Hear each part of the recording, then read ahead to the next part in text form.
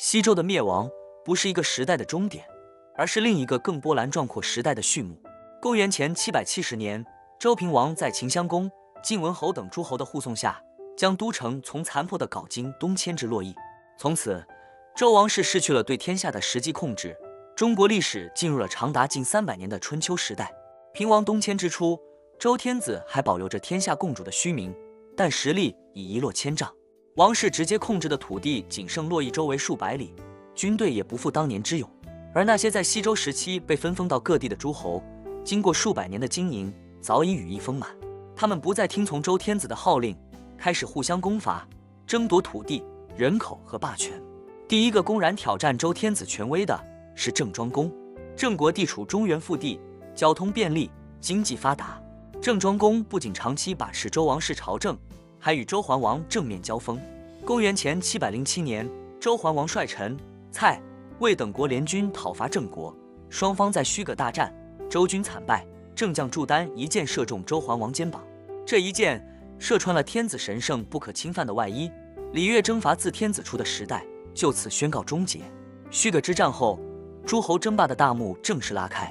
第一个登上霸主宝座的是齐桓公，他任用管仲为相，在齐国推行大刀阔斧的改革，政治上整顿行政区划，经济上实行相地而衰争，军事上建立寓兵于农的制度。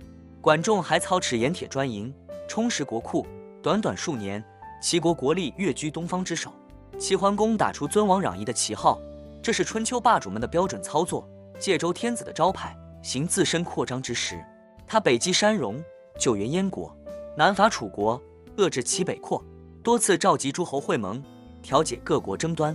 公元前651年，葵丘会盟，周襄王遣使参与，正式承认齐桓公的霸主地位，齐国霸业达至顶峰。齐桓公死后，齐国因内乱衰落，继之而起的宋襄公试图以仁义撑起霸主门面，却在洪水之战中酿成笑柄。他坚持等楚军渡河列阵后再出击，结果宋军大败，他本人也伤重不治。就贵族的君子之战就此谢幕，残酷的实用主义开始主导战场。而南方的楚国便是实用主义的典范。楚人自称蛮夷，从不拘泥于中原礼法。楚成王、楚穆王连年北扩，中原震动。晋国的崛起成为遏制楚国北上的关键力量。晋文公重耳流亡列国19年，历尽磨难，也积累了深厚的政治经验。回国即位后，他整顿内政，训练军队，使晋国迅速强大。公元前632年，城濮之战，晋军退避三舍，诱敌深入，大败楚军。战后，晋文公在建土会盟，周襄王亲自册封侯伯，晋国霸业由此确立。就在晋楚争霸中原之际，西边的秦国也在悄然崛起。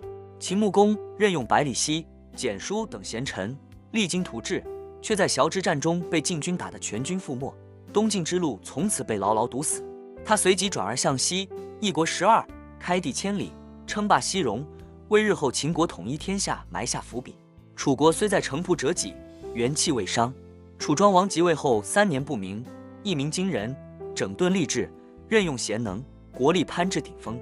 公元前606年，他率军北伐，兵临洛邑郊外，向周王室使者询问九鼎大小轻重，问鼎中原由此而来。公元前597年，邲之战，楚军大败晋师，楚庄王成为新的中原霸主。晋楚争霸绵延近100年，双方互有胜负，皆以精疲力竭。夹在中间的郑、宋等小国朝晋暮楚，饱受战火摧残。公元前546年，宋国大夫向须发起斡旋，14国于宋国举行弭兵之会，约定晋楚同尊为霸主，各国并向朝贡，战事暂息。这次会盟带来了40余年的相对和平，也标志着晋楚争霸时代的落幕。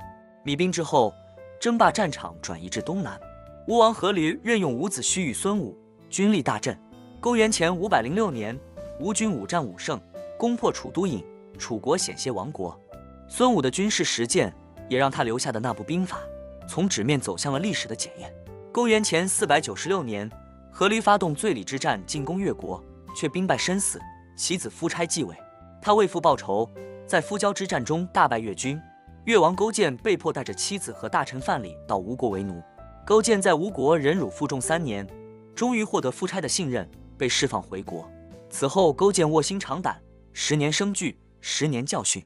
夫差却沉溺于争霸的虚荣，穷兵黩武，北上与晋争锋，又听信谗言，赐死忠臣伍子胥。公元前473年，越军攻破姑苏，夫差自刎，吴国灭亡。勾践随后北上徐州会盟，成为春秋最后一位霸主。就在吴越争霸的同时，中原各国的内部也在发生着深刻的变化。随着铁器和牛耕的推广，生产力大幅提高，井田制逐渐瓦解，新兴的地主阶级开始崛起。他们与旧贵族之间的矛盾日益尖锐，各国相继发生了卿大夫夺权的事件。与此同时，私学兴起，打破了学在官府的垄断局面，为百家争鸣奠定了基础。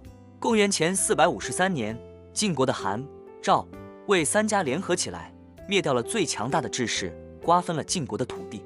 公元前403年，周威烈王正式册封三家为诸侯。公元前386年，齐国的田和也取代了姜氏，成为齐国国君。这两个事件标志着春秋时代的结束和战国时代的开始。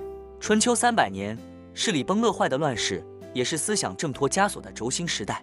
孔子周游列国，以恢复周礼为治，在政治上一无所获，却在思想上重塑了此后2000年的中国文明。老子著《道德经》，以道法自然解构一切人为秩序。孙武13篇兵法，奠定了中国军事思想的根基。这些在乱世中诞生的志识，恰是乱世本身最深远的遗产。春秋时代留下的，不仅是一个个惊心动魄的故事，更是一种精神。那种自强不息、奋发有为的精神，那种重诺守信、舍生取义的精神，已经深深融入了中华民族的血脉之中，成为我们民族性格的重要组成部分。以上就是本期内容，点个关注，我们下期见。